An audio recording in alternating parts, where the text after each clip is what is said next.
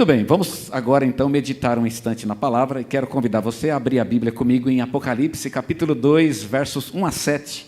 Esse é o texto que quero ler com vocês e alguns instantes então meditar nesta palavra. Apocalipse, capítulo 2, versículos 1 a 7. Eu quero falar sobre a igreja de Éfeso. Hoje de manhã já falamos sobre essa igreja e eu quero falar um pouco mais sobre ela. E eu escolhi falar sobre essa igreja neste mês em que estamos falando sobre as igrejas da Ásia, as 7 igrejas da Ásia, e resolvi falar sobre essa igreja hoje porque é uma igreja tradicional. É uma igreja que tinha uma tradição muito forte, como a nossa igreja, inclusive. E eu quero falar um pouquinho a respeito disso, dessa igreja tradicional, que é a igreja de Éfeso. O texto diz assim em Apocalipse 2, versículo 1 em diante. Ao anjo da igreja em Éfeso escreve: Isto diz aquele que tem na sua destra as 7 estrelas, que anda no meio dos 7 candeeiros de ouro. Conheço as tuas obras, e o teu trabalho, e a tua perseverança. Sei que não podes suportar os maus, e que puseste à prova os que se dizem apóstolos e não o são, e os achaste mentirosos. E tens perseverança, e por amor do meu nome sofreste e não desfaleceste. Tenho, porém, contra ti que deixaste o teu primeiro amor. Lembra-te, pois, de onde caíste, e arrepende-te, e pratica as primeiras obras. E se não, brevemente virei a ti, e removerei do seu lugar o teu candeeiro, se não te arrependeres. Tens, porém, isto, que aborreces as obras dos nicolaítas, as quais eu também aborreço. Quem tem ouvidos, ouça o que o Espírito diz às igrejas. Ao que vencer, dar-lhe-ei de comer da árvore da vida que está no paraíso de Deus. Amém? Que bonito esse texto, não é? Quero falar sobre essa igreja, a igreja de Éfeso. E eu quis falar sobre ela exatamente porque era uma igreja de muita tradição. E eu quero mostrar hoje, eu quero hoje falar bem. Hoje de manhã nós falamos mal da igreja, mas falamos mal do que o texto fala mal. A gente não foi, né? Ninguém tirou nada da cabeça da gente. A gente tem muita maldade no coração, mas não quando a gente medita na palavra, né? Então, falamos mal daquilo que o texto diz que foi mal, mas hoje à noite eu quero falar bem da igreja e mostrar que ela tem um lado muito positivo. E o lado positivo dela está relacionado exatamente com a sua tradição. Porque a gente aqui não é contra a tradição. Tem gente que é meio contra a tradição, já viu isso? A gente está numa época em que é na moda a gente ser de vanguarda. Tem até um termo bacana para isso, que algumas linhas usam, para falar que é um progressista. O progressista é aquele que está projetado para frente. Eu acho bacana ser um progressista, né? No sentido de estar projetado para frente, mas a gente tem que lembrar que a vida não é só o que está na frente. A gente também tem coisas que estão atrás, coisas que já passaram. Então, a questão da vida não é só receber aquilo que está adiante, mas também guardar algumas coisas que ficaram para trás. Isso se chama tradição. E todo mundo tem uma tradição. A não ser que você seja um completo progressista, não é? Que você só viva pensando no futuro, só viva pensando naquilo que está diante de si e esqueça completamente o seu passado, você vai ter problemas. Porque algumas coisas precisam ficar em nossas vidas. Aliás, você mede o caráter de uma pessoa exatamente, não tanto por aquilo que ele está vislumbrando na frente, mas o caráter de uma pessoa pode ser medido pelas coisas que ela escolheu que vão permanecer em sua vida. O que permanece na sua vida? Quando a gente pensa e se projeta para frente, a gente tem que jogar fora todo o passado. E esse negócio de jogar fora todo o passado e deixar de lado tudo o que se foi, não é uma boa política. Algumas coisas precisam permanecer. E você mede o caráter de uma pessoa por aquilo que permanece na vida dele. O caráter de uma pessoa é exatamente aquilo que ela guardou de seu passado. É aquilo que determina a sua vida. É aquilo que eu sou de fato. É aquilo que eu fui construído. Porque quando eu vou fazer uma escolha, pensando no meu futuro, isso pode determinar essa escolha. Muitas escolhas vou fazê-las, exatamente porque o meu caráter permite. Mas algumas escolhas eu não farei. Exatamente por isso, porque o meu caráter não permite. Aquilo que eu guardei para a minha vida, aquilo está presente hoje e determina aquilo que eu hei de escolher de agora para frente. Então, se você é do tipo que não gosta de tradição, pense nisso. Algumas tradições precisam ser mantidas. Ser uma igreja tradicional não é um defeito. pode ser uma coisa muito boa, se for uma boa tradição, e eu quero hoje falar sobre a boa tradição de Éfeso, coisas que ela guardou em sua vida e que foram bênção na vida dessa igreja. É sobre isso que quero falar hoje. Éfeso era a capital da Ásia, a província da Ásia, não é a mesma Ásia de hoje, seria mais ou menos hoje a região da Turquia, que não é exatamente a Ásia, não é? Era um importante centro comercial, onde ficava uma das 7 maravilhas do mundo antigo, o templo dedicado à deusa Diana. Vocês podem imaginar uma cidade que tinha condições financeiras e sociais de construir um templo, como o templo a Diana. Realmente era uma grande cidade. Nessa grande cidade havia uma grande igreja, talvez a igreja maior e mais importante da província da Ásia. E não era só uma igreja grande, era uma igreja que tinha uma tradição forte e que tinha um ministério muito forte. O primeiro pregador na cidade de Éfeso foi um homem chamado Apolo. Ele aparece por acidente na história de Paulo, e ele foi considerado um grande homem, um grande pregador, inclusive, este homem Apolo. Depois de Apolo, o segundo pregador dessa cidade e o segundo pastor, se podemos dizer, dessa igreja, foi Paulo. Paulo ficou 2 anos pastoreando em Éfeso, e nesses 2 anos aconteceu um grande avivamento. Uma coisa extraordinária. Éfeso foi revolucionada por Paulo. Chegou um momento em que Éfeso, a própria economia da cidade foi abalada pelo ministério de Paulo nessa cidade, porque as pessoas começaram a abandonar o culto a Diana e começaram a queimar estátuas de Diana na praça pública. E as pessoas então começaram a ficar preocupadas com esse movimento. Pois Paulo, então, as pessoas ficaram preocupadas então com um avivamento pelo qual essa cidade passava nesses 2 anos em que Paulo pastoreou esta igreja. O terceiro pastor, e nós sabemos que ele passou por essa cidade, foi Timóteo. Timóteo, algum tempo depois, ele era um discípulo de Paulo e ele pastoreou também. E quando Paulo escreve a Timóteo, é bem provável que a segunda carta fosse escrita enquanto Timóteo estava em Éfeso. Provavelmente não a primeira, mas a segunda das cartas, enquanto Timóteo era pastor em Éfeso. João foi pastor em Éfeso. Vejam o calibre do ministério dessa igreja. João, o apóstolo João, ele já era bem velho quando ele então esteve nessa cidade e pastoreou a igreja de Éfeso e viveu ali os últimos dias de sua vida e morreu, provavelmente morreu ali em Éfeso ou naquela região. Nenhuma outra igreja foi tão bem servida de pastores e ministros como a igreja de Éfeso. 30 anos depois da fundação dessa igreja, Paulo enviou uma carta para ela. Ela recebe uma carta de Paulo e talvez, e é considerado por muitos, o livro mais profundo da Bíblia. É o meu livro preferido de toda a Bíblia. Eu vivo lendo Éfeso. Chegou uma época que eu só lia Éfeso, a carta aos Efésios. Eu achei até que eu estava um pouco errado, né? Porque eu não lia outra coisa. Tentei decorar, foi a única coisa que eu tentei decorar, longo, não sei se consegui, nunca tentei testar para ver se eu consegui, mas foi o único livro da Bíblia que eu tentei decorar inteiro. Ele é bem comprido para ser decorado. Não é comprido para ser lido, mas realmente é uma carta extraordinária. É um livro extremamente profundo, onde cada frase deste livro, cada frase dessa carta, revela um conhecimento novo, uma verdade muito profunda. Algo realmente incrível e maravilhoso, e esta foi a carta aos Efésios. E depois de 60 anos de sua fundação, ela recebe uma nova carta, agora de João. Só que 60 anos depois, parece que o cenário havia mudado. A igreja continuava firme, mas ela tinha alguns problemas. Nós falamos sobre os problemas hoje pela manhã, mas hoje eu quero falar das qualidades positivas desta igreja. A igreja ainda mantinha algumas tradições do seu passado. E o que ela mantinha? Primeira tradição que ela mantinha, mesmo depois de 60 anos, ainda era uma igreja trabalhadora. Não era uma igreja indolente, era uma igreja que trabalhava. Era uma igreja que não era preguiçosa. O texto diz, e nós lemos, aonde o Senhor Jesus diz para essa igreja: eu conheço o teu trabalho. A palavra trabalho é a palavra grega, o teu kopos, que não tem nada a ver com copo, na verdade, né? A palavra kopos Ela é uma palavra diferente do ergos. Ergos em grego é a palavra trabalho.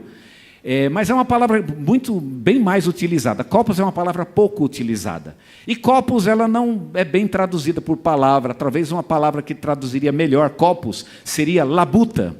Porque é um trabalho realizado com sofrimento. O que é labuta? Labuta é trabalho. E significa que o trabalho foi feito com sofrimento. Não é qualquer trabalho. Foi um trabalho sofrido. Quando a gente fala, eu tive uma verdadeira labuta para construir minha casa, não é? Para estudar. Quando a gente diz que foi um trabalho difícil, é a palavra utilizada aqui. É um trabalho, mas é um trabalho difícil. Que nas nossas traduções aparece simplesmente como trabalho é mais. É um trabalho árduo, é um trabalho sofrido. Essa palavra aparece, por exemplo, em 2 Coríntios capítulo 6, versículo 5, onde Paulo diz: nas aflições, nas privações, nas angústias, nos açoites, nas prisões, nos tumultos, nas vigílias, nos jejuns e nos copos. E é interessante que a palavra copos, ela termine uma lista de coisas muito difíceis, de situações muito traumáticas. E é exatamente o que está acontecendo com essa igreja. Essa igreja está trabalhando arduamente. Mais do que trabalhava, ela fazia isso duramente, além de suas forças, até a exaustão, se podemos dizer assim, com sofrimento. Portanto, labuta ou labor. Era uma igreja trabalhadora. Essa é uma boa tradição. Quando você é uma igreja trabalhadora, quando você conserva essa tradição. Em segundo lugar, ela tinha uma tradição de ser uma igreja perseverante. Eu conheço o teu trabalho, diz o texto, e eu conheço a tua perseverança. Era uma igreja firme, ela não desistia de seus propósitos. Nos seus 60 anos de existência, muitos ventos tentaram derrubá-la, mas ela tinha firmeza de propósito.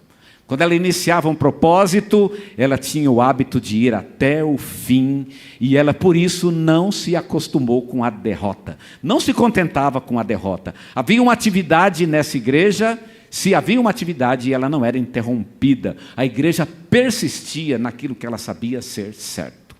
Ela se mantinha firme naquilo que acreditava.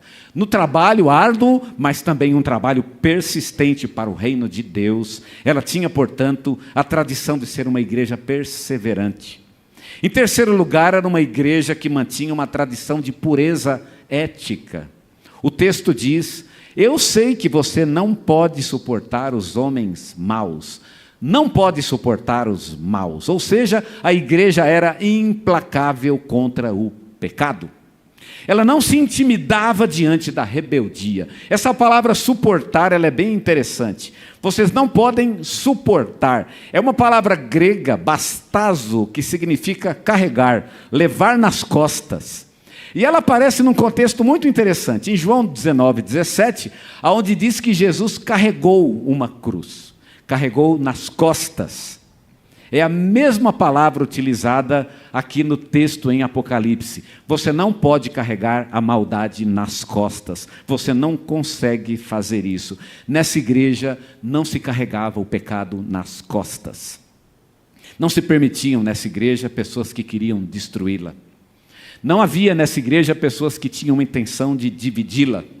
Pessoas que queriam levantar calúnia, trabalhar para prejudicar a igreja, trabalhar para o fracasso da igreja. Essa igreja não tolerava. O texto diz: vocês não podem suportar essas coisas, vocês não aguentam. Parece que quando havia esse tipo de pecado na igreja, a igreja realmente tinha uma reação muito negativa em relação a isso, e ela não permitia que esse tipo de coisa permanecesse em sua comunhão. Ou seja, ela não carregava esse tipo de coisa nas costas. Aí está uma bela tradição para nós seguirmos, uma tradição de pureza ética, uma igreja realmente pura para a glória do Senhor. Em quarto lugar, era uma igreja que mantinha uma tradição de ter um púlpito espiritual. O que é o púlpito espiritual? Significa que ela tinha tido os melhores pastores disponíveis da antiguidade, e agora ela era uma igreja muito exigente quanto ao homem que ela colocaria no seu púlpito. Pregar naquela igreja, podemos imaginar, seria um desafio para qualquer pastor, porque ela não entregava a sua confiança para qualquer um. O texto diz que homens de reconhecida capacidade, homens de reputação mundial, talvez que fossem famosos por sua espiritualidade, grandes oradores, homens de liderança, talvez, no meio evangélico, não conseguiram passar pelo crivo desta igreja. O texto diz: tu os puseste à prova e os achaste mentirosos. Eu acho interessante esse texto. Somente um homem de Deus verdadeiro subia no púlpito desta igreja. Irmãos, aí está uma boa tradição que nós deveríamos seguir. Uma tradição de uma igreja que não aceita que qualquer pessoa suba no seu púlpito. Essa era a igreja dos Efésios. Ela considerava o seu púlpito um lugar santo. Em quinto lugar, era uma igreja que tinha uma tradição de pureza doutrinária. Ela tinha uma capacidade impressionante de discernir o falso e o verdadeiro. O texto cita uma doutrina, o nicolaísmo, da qual nós não sabemos muita coisa, porque não há muita informação sobre isso. Era uma religião, ou uma ideia, uma ideologia, que ensinava aos cristãos que não havia problema em se misturar com o mundo. Não tinha problema em participar das festas, porque eles vinham de templos pagãos e participavam de festas nos templos pagãos, para os deuses pagãos. E havia uma ideia de que não é um problema, é cultura. Isso é cultural. Então não é nenhum problema você seguir a sua cultura. Você não ia no templo, não encontrava seus amigos, você não come bem lá, vá lá, não se misture, né? Mas pode ir. E essa doutrina começou a infestar a Ásia. Mas em Éfeso ela parou na porta. Não conseguiu entrar nessa igreja. Ela foi julgada e ela foi condenada como doutrina, e a igreja não aceitou essa ideia. O texto diz que ela não podia suportar esse tipo de doutrina. É interessante que ela podia suportar lutas. E o texto fala das lutas que ela tinha enfrentado. E ela suportou lutas. O texto fala de perseguições que ela enfrentou. E ela suportou perseguições, mas ela não podia tolerar pessoas que mudavam a natureza do evangelho. Como igreja, ela não aceitava. Se você vai mudar o evangelho, então agora não. Agora chega. Aí não. Ela não tinha essa capacidade de suportar pessoas que queriam mudar o evangelho. É interessante a palavra usada, aborreces, é o termo que aparece aqui na minha tradução, e vocês provavelmente leram isso aí na transmissão. A palavra aborrece é um pouco suave, né? Quando eu digo aborrece dá uma ideia de eu não gosto muito. Aqui a palavra é a palavra ódio. É a palavra, o verbo misel, de onde vem o nosso mis. Já viu mis? Mis que é usar, é a palavra, é um termo que a gente coloca em termos, numa palavra, para dar o efeito de que você não gosta daquilo, mas não gosta no sentido patológico. Misantropo, por exemplo. Misantropo é uma pessoa que não gosta de homem, né? Misógino, o que é o misógino? Misógino é uma pessoa que não gosta de mulher. Mas não é que não gosta, é que você tem um ódio, você mata, inclusive. Você tem um ódio mortal contra aquilo, um ódio patológico, né? É uma coisa que precisa tomar remédio, Rivotril, sei lá, alguma coisa do nível. É um ódio realmente muito forte, e essa é a palavra utilizada aqui. Você odeia, diz o texto, você odiou as obras dos nicolaítas, e o texto diz: e vocês fizeram bem em odiá-los, diz o Espírito Santo, porque eu também os odeio. E olha a palavra que o Espírito usa: eu odeio as obras dos nicolaítas, assim como vocês estão certos. Essa é realmente uma igreja incrível e que tinha essa característica, a característica de pureza doutrinária. Ela testava a sua doutrina e não aceitava qualquer doutrina. Talvez exatamente por causa da sua história. Foi uma história de peso, onde grandes homens falaram nessa igreja e doutrinaram bem essa igreja, e agora ela baseava a sua vida na verdadeira doutrina do Evangelho, na verdadeira doutrina de Jesus Cristo. E odiava qualquer coisa que tentasse ameaçar o império do Evangelho na vida desta igreja. Eu queria tirar uma lição para nós. Nossa igreja faz hoje 98 anos. Para a gente é uma festa e uma alegria. Eu não sei se você vai chegar a 98 anos. Eu ouso dizer, eu tenho bastante dúvida se vou conseguir chegar tão longe. E não sei se você vai chegar, Deus queira que você chegue. E eu quero dizer que se você vai viver 98 anos, quanto tempo faltaria para você? E eu quero que hoje você pense que o que está em jogo não é tanto o que vem pela frente, mas o que você guarda daquilo que você viveu. O que foi a vida que você viveu até hoje, como ela moldou o seu caráter, como ela moldou o seu caráter de cristão. Nós temos aqui uma igreja que realmente tinha um caráter cristão verdadeiro, uma igreja realmente incrível, e que realmente manteve o que era importante, ela manteve isso em sua vida, e isso foi determinante para essa igreja. O Espírito Santo reconhece, ele diz, eu sei das tuas obras, eu sei o que você é, eu sei da sua luta, e eu reconheço que isso realmente é algo bom, você tem conservado algo bom, e a minha pergunta hoje para reflexão é essa, o que você tem conservado para a sua vida? O que você tem guardado? Muita gente esquece do passado, parece que a gente olha para o futuro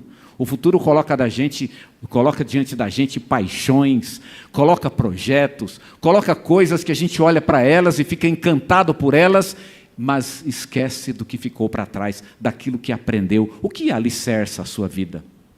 Jesus Cristo nos fala que a nossa vida é como se fosse a construção de uma casa.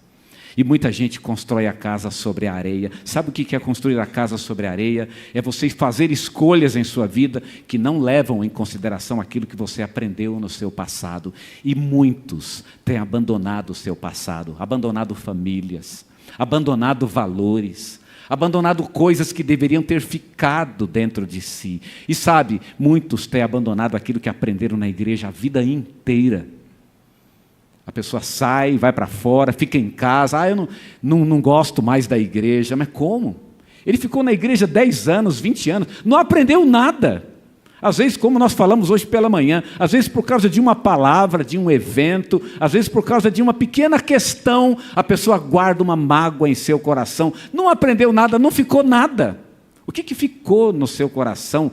O que moldou o seu caráter de cristão? Essa é a questão. Irmãos, o passado é algo que foi ruim, aprenda com o que foi ruim, mas guarde, molde o seu caráter por aquilo que você viveu. A igreja de Éfeso foi uma igreja que moldou o seu caráter pela sua história. Até que o Espírito Santo, na carta aos Efésios, uma das coisas que eu acho interessante, é que é exatamente isso que ele faz. Ele diz, mas você é tão fiel, você se moldou de uma forma tão bonita pelo seu passado, como é que agora você faz um negócio desse? Eu não vou entrar no mérito, porque foi o nosso assunto de manhã, e não vamos mais falar sobre isso. E o nosso propósito realmente é mostrar o que há de bom nessa igreja, e não falta o que falar de bem desta igreja. Realmente foi uma igreja que se moldou, que moldou o seu caráter pela sua própria história. Que a nossa igreja seja assim, que o nosso caráter como igreja seja moldado pela nossa história. Foi ruim? Vamos aprender e vamos adquirir coisas melhores para o nosso futuro. Foi bom? Vamos conservar. Vamos tirar de bom aquilo que tivemos e vamos fazer escolhas que glorifiquem a Deus em nosso futuro. E vamos ter tradições boas. Não tradicionalismo frio e vazio, mas boas tradições. Tradições de ser uma igreja fundada na palavra de Deus. Quer a palavra de Deus? Vai lá na PIB. Quer ver amor de fato? Vai lá na PIB. Quer ver pessoas que realmente trabalham com amor para a obra do Senhor? Vai lá na PIB de Suzano. Irmãos, é esse tipo de tradição que nós precisamos cultivar. Tradição que realmente valorize o nosso caráter, que nos construa como igreja, mas também precisamos disso como tradição que nos construa como pessoas, como cristãos. Cuidado. Cuidado, você está olhando para frente, tem muita coisa maravilhosa no teu futuro e você está escolhendo essas coisas. Muito bom, isso é maravilhoso, mas cuidado, algumas coisas precisam permanecer na tua vida. Precisam permanecer como tradição. Ah, mas eu vou ser tradicional? É claro que vai. Você vai ser tradicional porque você vai buscar o bem. A tradição de ser ético, de ser correto, de ser honesto, de fazer da palavra de Deus o fundamento da tua vida. É uma tradição. Eu não posso fazer certas escolhas exatamente porque isso está fora do meu campo de escolhas. Não está no meu campo de escolhas. Essa tradição nós deveríamos ter. Nós como cristãos e nós como igreja.